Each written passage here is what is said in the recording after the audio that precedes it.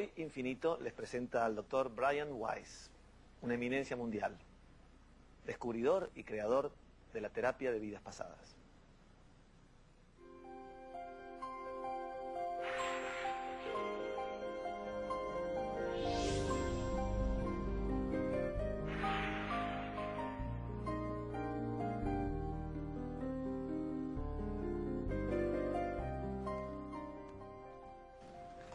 Well, Dr. Weiss, Brian, may I call you Brian? Yes, it's better, Brian. It's better for me, so I will call you Brian. First of all, be welcome to Argentina. I know you just arrived to give a seminar. You are going to do a seminar or a master class tomorrow? Or a special meeting tomorrow in Mar del Plata? Yes, it's the fourth time I'm here in Argentina to talk and to meet people and to do these workshops, these seminars. And the reason I do the seminars, it's not really a master class. That I do in the United States to train therapists to do my work. But it's a seminar where people will have their own opportunity to have regressions. Because it's one thing to write about past lives and the theory of past lives and how past lives can help people, cure people, can change their views of life and death and what happens after we die. But it's another thing for people to experience for themselves. So I try to go to many places. I've been all over the world to do these workshops where people in the audience can experience a regression for themselves. So I will put them into a deeper state. And you, boy, if you come, you will have this too. I will. Yes, I'll be in Mar del Plata next days. I hope so. So I'll be there. Yes, so Sunday. So they go into a deep state. It's very safe, relaxed. And in that deep state, I take them back in time so that the people in the audience can have their own regression and feel now the power of it, feel the emotions, feel the sensation, the experience, not just reading about it, but actually to experience it. So for me, this is a powerful way to demonstrate the techniques that I use. And it's very safe, even though it's different from in my office. If you were in my office, boy, we would be doing a regression one-to-one. And I might use a quicker technique, or I might do something a little bit different. But basically, you would still go into that very relaxed state. And in that state, we would go back in time. But in my office, one-to-one, you could talk to me, and you can tell me what you're experiencing, and I could ask you questions. So I could say, like, what do you see? How do you feel? Tell me about this mountain that you see in front of you, and these strange people in loincloths or in leather, or ancient times, not so ancient times, or conquistador times, or whatever it is. And you could provide more detail. Yes, I'm a man, and I'm carrying this old gun. It has an end like that. And you would tell me these. In the group, we can't do that because too many people are involved. But I could still say, we're going back in time.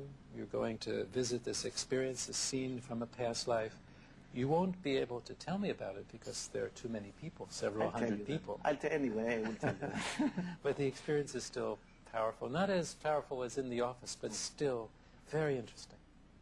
And I hope you can... No, yeah, I'll be there. I'll be there. Well, let's try to start from the beginning. I mean, the beginning... Well, the beginning is one of the main subjects of our meeting because we don't know where the beginning is. Right. No? But let's try to go from the beginning of your present life. I mean, I've read about you and I know there was a sort of switch in your life, you know, through your work with a patient. But how was your life previously? How was your life before Catherine's case? Yes. For me, there have been these two distinct parts to my life.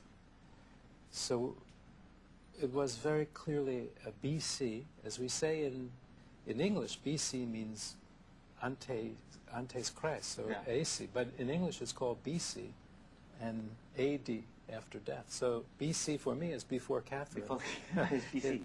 Yes, it takes that form. And my life was very much structured, and I would say a bit rigid, I was designing the foundation and the structure unconsciously for the work that came after. So for me it became very academic, and that was my life. I was building this structure. I went to college in the U.S., very academic, Columbia University, Yale University Medical School, became a physician, then a psychiatrist, also my training at Yale, which is a very important and famous university in the United States.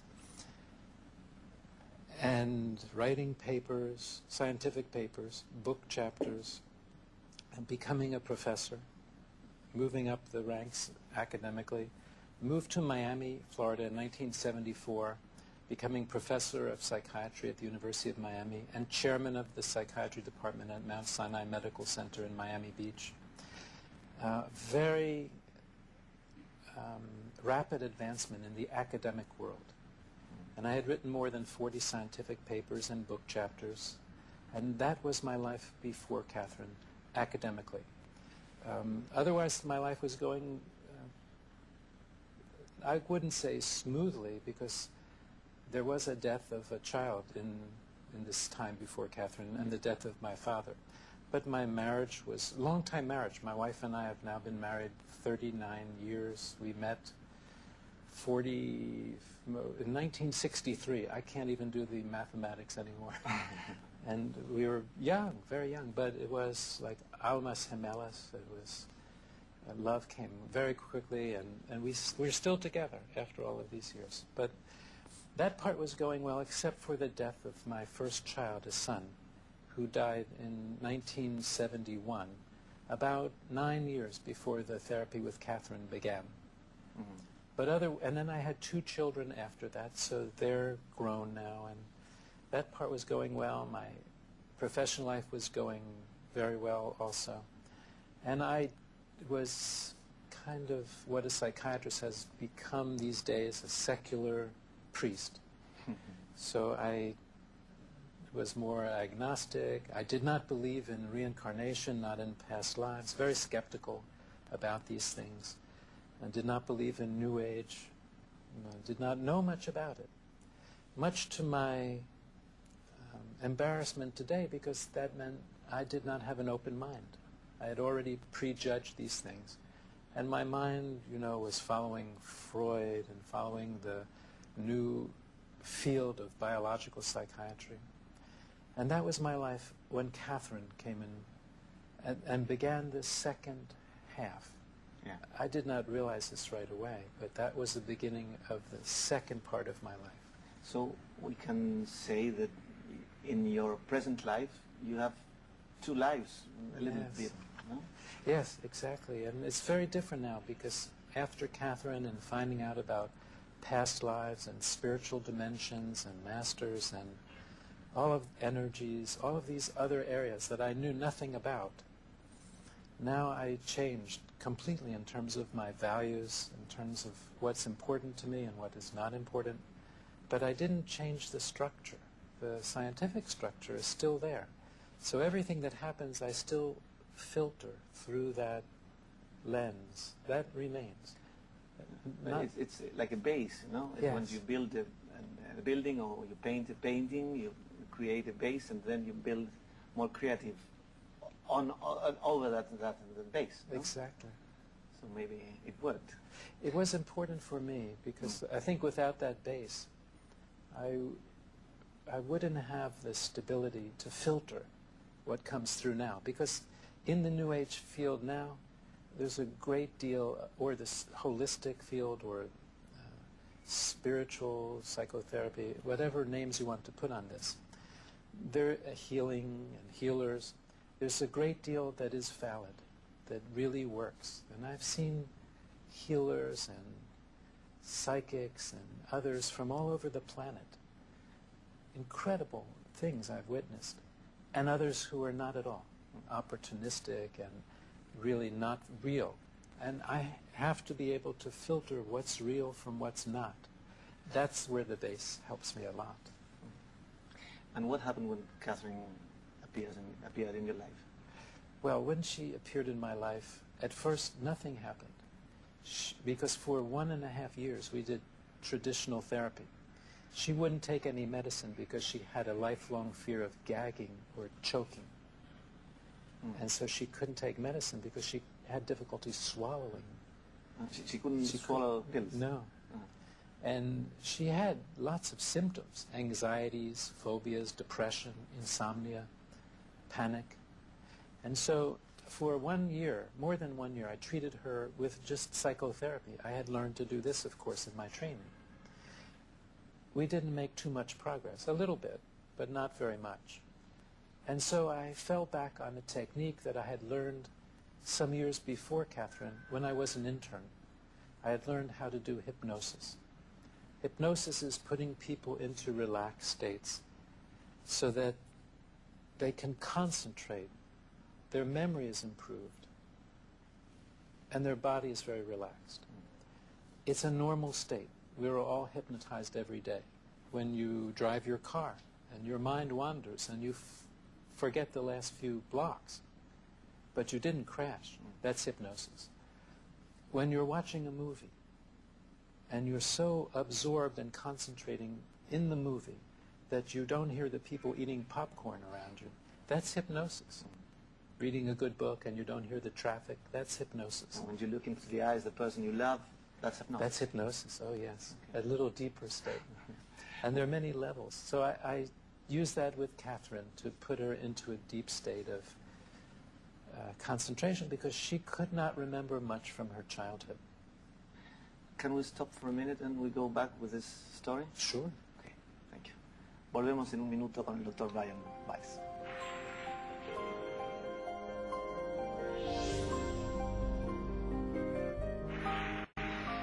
Well, then, what happened with Catherine when you start hypnotizing her? She was one of those people that can go very deeply.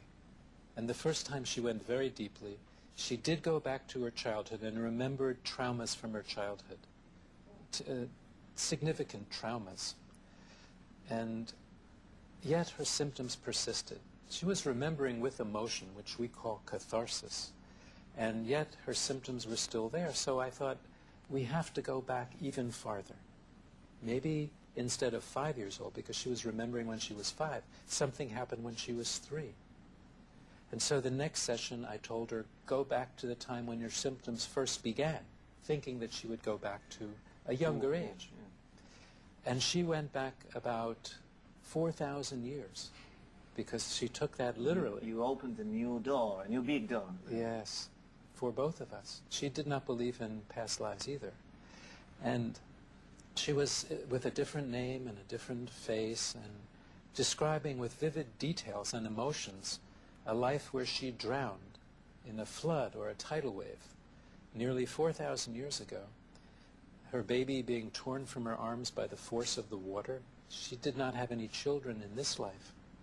And so this was confusing to me because the drama, the level of details that she was seeing visually was very strong, not like her daydreams, not like imagination. And she had 2 other lives that first time, and then she came out of the hypnosis. And already I could see changes beginning in her. She looked more relaxed. She was very tense, very anxious person. By the next week, she told me that her fear of choking or gagging had disappeared. This does not happen from imagination. She was sleeping better. Her anxiety was less. And week by week, as we went through the therapy, all of her symptoms disappeared without having to use any medicine in her case. And then that was shocking to me. I still had trouble believing because I was so academic, so rational, so left-brain, so skeptical at first. And yet something very weird or bizarre happened.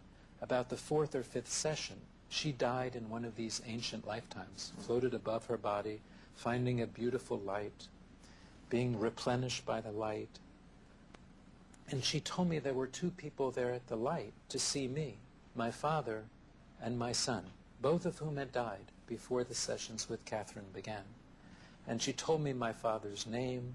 She told me about my son's medical condition. She did not know any of these details, and there was no place to look it up. And she told me other very secret facts. Of your own life? Of my own life. So that confirmed that something new was happening? Yes, because I knew, and she is not an investigative reporter, not working for the FBI. She was a laboratory technician in the hospital. There was no place to look up this information. This was before the internet, before people had access to all of this information. My father didn't even have an obituary, neither did my son. There was no place to look up the details. And she knew the details. And I asked her, where are you getting this information? And she said, it's coming from spirits that are around me. They're telling me. They're not in bodies. And that, to me, changed my world that instant. Because then I knew that if she was right about my father and my son, I believe she was telling me the truth about past lives also. And then... Was that scary for you? Yes, yes. Scary and comforting at the same time. Comforting because my father and my son were somewhere. And she said they were with these spirits. Their spirits. They were somewhere. They were alive. They didn't die when their physical bodies died. Scary because my whole worldview was turned upside down. And I didn't know that this other world existed. And here I was finding it out. That was the very moment when I knew, because I knew deep down, that she was telling the truth. The truth. A new truth for you and for the world. Yes. And you went on with her, meeting new lives and yes. Knowing more about reincarnation. Yes, she had about 10 or 12 lifetimes. And after that, she didn't need it anymore because she was cured. Those were the lifetimes that had a connection to her present life as Catherine. And then when she resolved those issues, it healed all of her symptoms. Along the way... she was healing the main traumas from those 12 lives that were still affecting her. Exactly. And along the way, she kept giving me messages from these masters. Messages about life and death and why people are here, what's the purpose of life. And since they were so correct about my father and my son, I was recording these sessions exactly. Because Catherine I was seeing in 1980, and 81, and 82. This is now 26 years ago. And I was recording every session word by word. So I did not write Muchos Vidas, Muchos Sabios for many years after Catherine because I was concerned with my reputation and my career. I had no intention to go public about this. That was your fear? That's right. And I had a very good position as chairman of the psychiatry department. This was jeopardized if I go public. Eventually I decided to do this with my wife's support and because we had come through so many things, through times when we had no money at all in the beginning, the death of a child, all of this together that we needed when I decided to go public. But you faced your new and your deepest mission here. Yes, that was part of it. Because since that time, it's been 26 years, I've now worked with more than 4,000 patients in my office, individually doing regressions. A lot. A lot of people. A lot of people. And people from all over the world, but also in groups. So if we add up all the numbers of people that I've had in groups during regression sessions, like here in Buenos Aires and Mar del Plata and Punta del Este, and also Tokyo and Osaka and London and Madrid and Barcelona and everywhere. It's more than 100,000 people. And many of them have had experiences and written to me and confirmed their experiences, validated their experiences, had healing. So it's a huge number of people. But at that time, there was one, Catherine. So I taped every session, and I did for many years with other patients. And when I wrote the book, I wanted it word for word. So the editor edited the parts from me, like my story, where I went to school, or this and that. But I told them, you cannot edit from the tapes her part, because every word may have a meaning that I'm not aware of yet. Every paragraph, I don't know. Maybe there's something in it that I don't realize yet. Don't change that. Thank God for that, because I've had so many validations over the years that I didn't know at the time. For example, I was confused with Catherine's first session. How could she die in a flood or tidal wave? She was describing a life in the Near East, which I saw as, wow, this is not an area where they get tidal waves or hurricanes. But she was probably on one of the islands in the Mediterranean, such as Thera. And although the year wasn't exactly correct, when the volcano in Thera, which we now call Santorini, erupted almost 4,000 years ago, it created gigantic tidal waves, 100 feet waves, that went all the way, covered the islands, destroyed the civilization on Thera and other islands, and went all the way to Greece, the Near East, northern Egypt, with tidal waves, tsunami. Yeah. And that's probably what she was describing. So a geologist sent me that years later. And so I'm glad I didn't change things, because so many people have responded to those words. I wanted to keep them pure, exactly what she was saying, word for word. And do we all have several past lives? I think we do now. You know, every question you ask, boy, it has resonances at deeper levels, because I've thought about these questions myself. And I've asked people in the deep states, for example, how do the numbers fit? Like, there are more people than ever before. Where do the souls come from? Because if we're all having past lives, and now the population is larger, how does this fit? That's that scientific, rational part of me, which is always questioning to make sure it's real. And the answer that comes back most often is that this is not the only place where there are souls. Souls exist in many dimensions. And not even planets. You mean other levels, other kinds of, other dimensions, not physical places. See. So it may be physical places, but it can be non-physical dimensions too, as modern physics is talking about now. So it may be that a soul is here for the first time, but it's not a new soul being created. It's coming from another place. And so I think most of us have had past lives, but occasionally a new soul comes in. I don't think it would start in Buenos Aires, because it's too complicated. Maybe it starts in a little village learning about agriculture and earth, and what are these strange things called people, and why do they act in this way? So, but you don't get to the Buenos Aires until later. And why does a soul need to reincarnate? I think that this is a large school here, that we have lessons here to learn. On Earth. Earth, exactly. Lessons of compassion, love, charity, hope, nonviolence. All of these lessons, patience. It's a hard school. It's a hard school.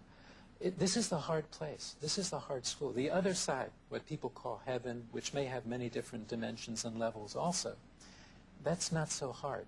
But here, in this school, we have physical bodies. We have pain. And that hurts. It hurts. Grief, loss, people die. We have illnesses, we have diseases.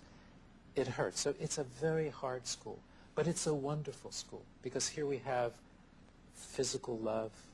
We have sensations, smells. We can see the sky and the waters. And it's a great school. It's a physical school. It's very, very difficult, but it's a good school. It's like school. It's like school. We remember our own schools in that term. So exactly. We come back in a minute. Enseguida volvemos.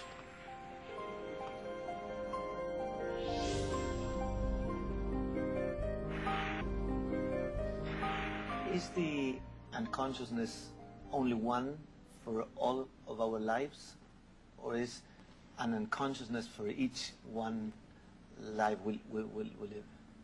I think that when we come into a physical body in this world, we tend to forget our past lives, because we have to see if the lesson is really learned. That is, we forget our past lives. And many cultures have theories for why we forget the past lives. Pressing here, or crossing the river of Lethe, the Greek, because they all knew about past lives. Plato wrote about past lives. Many scholars and scientists and philosophers over the years. So why do we forget? And I think it's to see, did we really learn? For example, are we not violent now? Because we know in our hearts, deep down, that spiritual beings that we are not violent? Or is it because we were violent in the 14th century and we were punished for that? Or we had difficult lifetimes after that? But the real answer is within, looking within. Are we non-violent now? Because it's our nature. So that's why we forget. But now more and more people are remembering their past lives, because the world is in more danger now. We're in danger of man-made problems, global warming and wars and pollution and extinction of species, possibly catastrophic things. So it's very important. Now we're allowed to learn about our past lives, because we have to catch up spiritually with the technological advances. So I think now so many people are remembering their past lives either in hypnosis and regression, sometimes spontaneously, not through hypnosis at all. When you go to a city for the first time and you know your way around, say Prague or Berlin, and where the old church was, but the church has not been there for 200 years, but you remember, why isn't the church here? And you know where the secret room in the church was. These are documented true stories of patients who remembered past lives by deja vu, or in dreams. In dreams. I was thinking about which are the sources of dreams. Do they come from there sometimes? Sometimes it is a past life. It's not always Freudian. You may have a metaphor, symbol, yes. But sometimes when you dream of yourself in an ancient place, a past time, it's not Freudian, it's not a metaphor. Maybe that's actually a past life fragment emerging into the dream. So many times I hear my patients talking about their dreams, and that's where we go in the regression session, because I know that's the door for them. They're already telling me where to go to help them. They are more free. I enjoy dreaming a lot, and maybe I have a sort of surrealistic grammar, no? And because they are more free than life. Yes. You find the connections in dreams are more free. Absolutely. We don't have our usual consciousness guarding the door. So the subconscious, the unconscious is right there. The usual barriers when we're waking are gone. So in dreams we can be more creative and answers can come. That's why dream interpretation is so important. But when we're awake, then our left brains, our logic, is getting in the way. So when we start to have a feeling, an intuition, an insight, we sometimes say, no, this can't be. This can't be. So for example, if you're walking down the street and you start to think of a schoolmate, a classmate that you haven't seen since high school or grammar school, for no reason at all, and you dismiss that. Oh, no, I have to pay attention here because maybe there's a store I want to shop at. And then you turn the corner and there that person is. But your intuition was telling you this person is near. In the dream, you know what it is. You can make the connection because your logical mind is not in the way. Yeah, intuition is called another thing. Intuition in dreams is just, it's more real. Yes, it's real. But actually intuition in waking is real too. We just don't give it enough credit. It's very important. Many people say to me, there are no coincidences, because coincidences are not accidents. It's the intuition telling you, pay attention, something's happening. So I now pay much more attention to intuition, to instinctive behaviors and thoughts and gut feelings, because before Catherine I didn't, and after Catherine this is one of the changes. Yes. And can we train that? Yes, you certainly can train yourself to be more intuitional. You have to start by paying attention. It doesn't have to be difficult. Pay attention to your intuitions. When do you get these feelings? And intuition is not a fear. It's a deep down feeling. It doesn't come with fear or anxiety. It's just a knowing. You know this. And for some reasons it happens in the oddest way. It may not be important, or it may be very important. But so you start thinking of this person, and then they call you. Pay attention to that. When you're standing waiting for an elevator, and there are 6 elevators there, just play a little game, like which one is coming. Yeah, but that's training for the intuition, because you already know.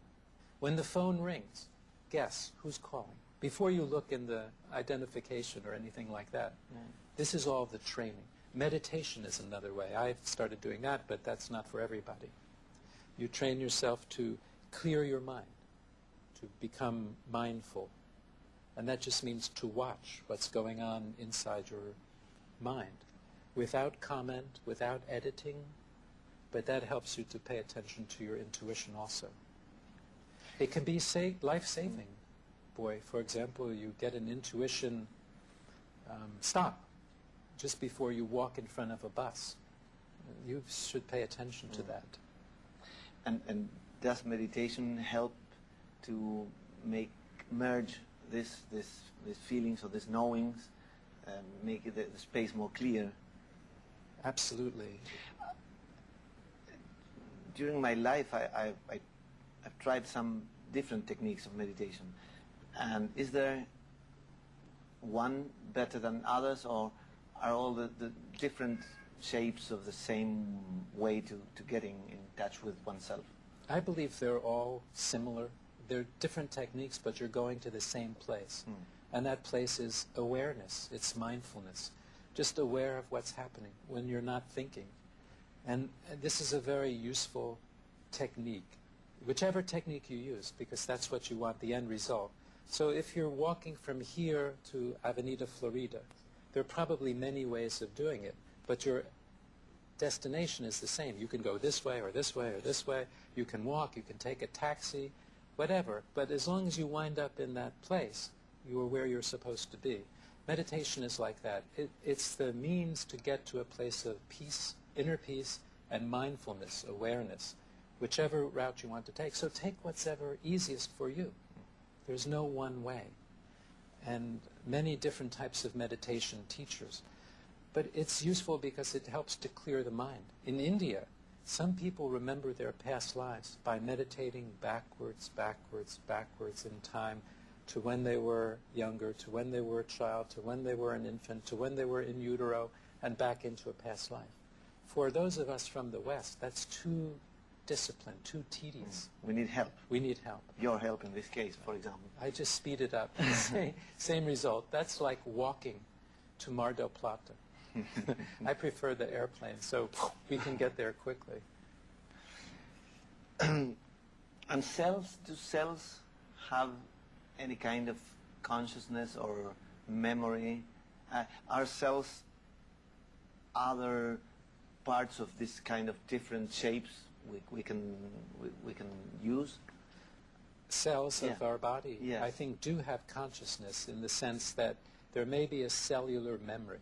It doesn't explain past lives completely, but we know from work with transplants, for example, that feelings and other sensitivities can be transmitted. We know from certain work with worms that memories can be transmitted through cellular processes, transplanting. For example, in heart transplants, you see sometimes the recipient taking on some of the characteristics of the donor. For example, someone who has never drunk beer, doesn't like beer, then has a transplant and suddenly develops a taste for beer. And the donor loved beer. That kind of thing you see a lot of, and you know that this is a form of cellular transfer of some sort of sensitivity or memory. But with past lives it's more complicated, because so many times people who have died as children or young, not having passed on any genetic material, they didn't have any children, but they remember the lifetime as a child. So if you remember a lifetime, for example, and I'm making this up, I'm not a psychic telling you, where you died when you were 5 years old in Russia in the 18th century, You didn't have any children. You were only 5 years old. But now you remember in detail that life, what happened, the facts about Russia and your parents and things like that. That's not genetic.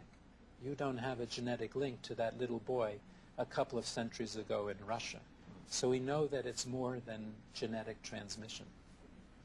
And do we carry illness and sickness from one life to another one? Or, I mean, when we have when we are ill, does that come from other lives that we have to pass through them? Sometimes. It's a very interesting question. I'm actually thinking about that too, because certainly for psychological problems, yes. I've seen that a lot. Someone is thrown off a castle wall in the 15th century, and now they have a fear of heights. Catherine drowned, and she has a fear of gagging or choking.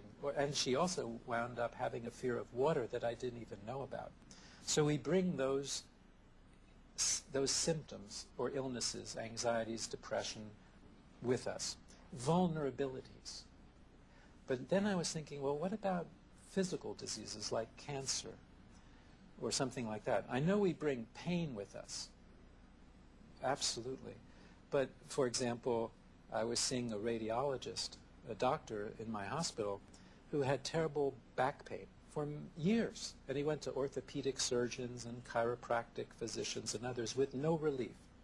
And he had to take medicine because the pain was severe, but he did not like taking the medicine because it made him tired and fuzzy. You know, his mind wasn't sharp. When we did a regression, and he found himself as a soldier, one soldier, in a battlefield of thousands in the Middle Ages, and he was speared in the back. That's how he died in that life. And when he remembered that, his back pain disappeared. It doesn't prove the lifetime, but the pain disappeared. It changed his life completely. So and can we heal illness in that way? Yes, also? absolutely. Concrete illness. Concretely. And then I was thinking about cancers, and that maybe we bring a vulnerability, or substance abuse. You know, did you use alcohol in England in the 14th century to solve your problems and other times, and are you bringing that pattern forward into this life? Yes, people do that too. Not so much the illness as the vulnerability to the illness. And I find, yes, this technique does help a great deal with physical illnesses as well. All kinds. Asthma, and you found that you died in a fire in whenever, and the smoke inhalation, and that's why the breathing problems. Not all cases of asthma, but some. And I remember a patient I had from England whose asthma got much better when we found this cause in a fire several centuries ago in a past life. So I do think physical illnesses are also brought over, or the vulnerability, or the pattern. And through awareness, through understanding, we can solve those problems. We can heal those symptoms. There's also, boy, the understanding about death, that it's not what we think it is, that we're actually immortal because we're souls, spiritual beings. There's a beautiful quote from a Christian mystic whose name is Teilhard de Chardin. In English, it goes like this, because it has a nuance in it. He said, "We are not human beings having a spiritual experience. We are spiritual beings having a human experience." I love that quote. That's great. Because it captures the essence of our existence. We go on in a minute. Thank you, Brian. Good. Ya volvemos con el Dr. Brian Weiss.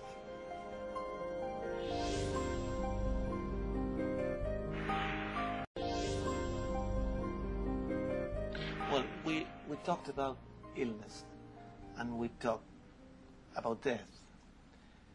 And I think that death is one of the main big fears of our culture, of ourselves. Why are we so scared about death? If there's no necessary of being like that, no? But there's no need. I'm sorry. There really is no need, but we are scared because it's the unknown. It's been, ever since humans have developed consciousness, the ability to think and self-perception, they've been curious about what happens after we die. This is how religions evolve. This is theories of death and dying. It's the great unknown, because it's very difficult to prove it, very difficult to say it's this or it's not. So I think when I came upon this, not just the concept of reincarnation, the concept is ancient. People have believed in reincarnation for thousands and thousands of years. Most of the world now believes in reincarnation, counting the Eastern religions and the people of the East, India, China, Japan, all these countries. But even in South America, statistics show that about 50% of people in Latin America believe in reincarnation. In the United States, which lags behind, about 30%. And in Europe, sort of in the middle. But most of the world does. And so why do we forget when we know this? And I think one answer is it's been intellectual. It's been like, oh, you're taught this as a child, but what about the evidence? We're taught so much when we're 2 years old and 3 and 4 and 5. We're taught in our cultures and in our religions, and we just accept that, undigested. And then when we get older, it's become a belief system, but we don't really know. And here, this is why I do the workshops like in Mar del Plata or Buenos Aires, so people can experience for themselves what death is. And maybe we relate death with pain, because we have to leave someone go to other place, and we suffer through illness, Yes. and there's a period in which we feel the pain. Absolutely, we do. This is the hard place, as we talked about. This is the place where we have the pain. I find in doing my research that dead people don't suffer. They're fine on the other side. I'm always getting that information. I'm fine. I love you. Take care of yourself. Don't be sad for me because I'm fine. There's no pain over there. There's awareness. They can contact us if they need to. Here. And where is there? There is not a geographical place. No, yeah, it's I know, just another dimension, a higher vibration. It's the other side, heaven, cielo, different dimensions. So when I talk about that, I talk about a different vibration. One analogy that I use to think of ourselves is complicated, but it's, for me, it helped me understand, is that here we are as people in physical bodies. We have pain, we have physical bodies. But our spirit, where do you go when you die? Well, maybe it's a higher vibration, but we're still us. It's our souls vibrating at a higher level. And maybe it's higher than that, but we don't necessarily lose our consciousness or our nature. So what I thought about was ice cubes. Sounds strange. Ice cubes, Yes. that from their freezer. Yes. Now we know what ice cubes, if ice cubes could think, they would think, I'm separate, I'm distinct. I have hard edges, right? I'm an ice cube, ice. Very concrete. See, yellow, I put in, and I'm concrete, I'm separate from other ice cubes. I am my own boundaries. But if you heat the ice cubes, they become water, and they're connected, all one thing. Forever, spirit and water have been connected. Water is a metaphor for spirit. And what happens if you keep heating the water? It disappears. Air, yes. It becomes steam. It's air. It's invisible. But it's still there. It's vibrating very rapidly now. We know that because we can take steam and condense it. It becomes water again. Put it in the freezer, and it's ice again. It's a new life. A new life. A new life. But it's never lost the nature. I think we are like that. We're like the ice cubes in the physical bodies. When we die, we become the water. Concepts of God and beyond that, the steam, the invisible, the unknown. But then new life, coming back as an ice cube. So it explains how we can change our vibration, change our nature, and yet still be the same. It's incredible. When I was waiting here in front of this window an hour ago, I was looking through this landscape, and I was thinking about how concrete is this world. You can see here ships and trains and cars downstairs. And then there's the water. Yes. And then there's the open sky and that blue sky Yes. and the clouds.